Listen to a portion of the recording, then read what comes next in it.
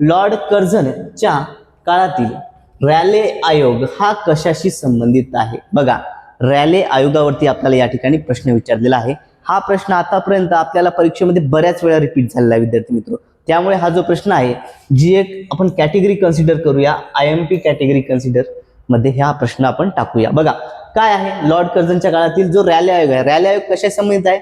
प्राथमिक शिक्षण, माध्यमिक शिक्षण, उच्च शिक्षण की दुष्काळ?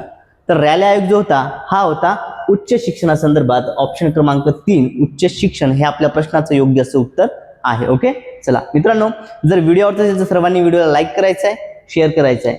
बघा थोडंसं या ठिकाणी आपण याचं ॲडिशनल इन्फॉर्मेशन स्पष्टीकरणामध्ये बघूया.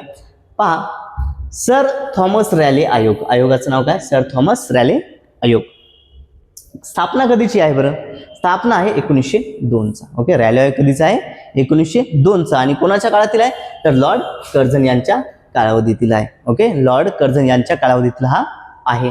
यालाच विद्यापीठ आयोग असेही म्हणतात. काय म्हणतात? यालाच विद्यापीठ आयोग असे देखील याला म्हटलं जातं.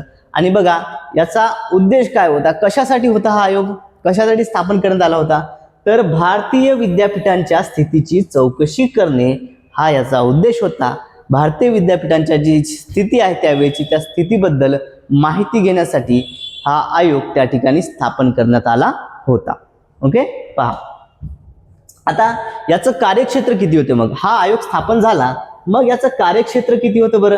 तर याचं कार्यक्षेत्र होतं फक्त उच्च शिक्षण अहवालासाठी. ओके, कशासाठी होतं?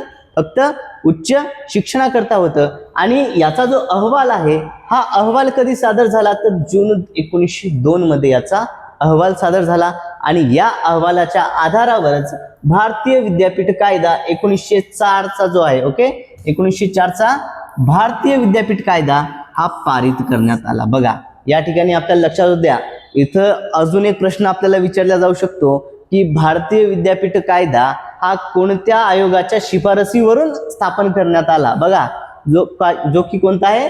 रॅले आयोग. ओके, कोणत्या आयोगाच्या शिफारसीवरून करण्यात आला? रॅले आयोगाच्या. रॅले आयोग हे आपल्या प्रश्नाचं योग्य असं उत्तर आहे. ओके, चला क्लिअर झालं सर्वांना?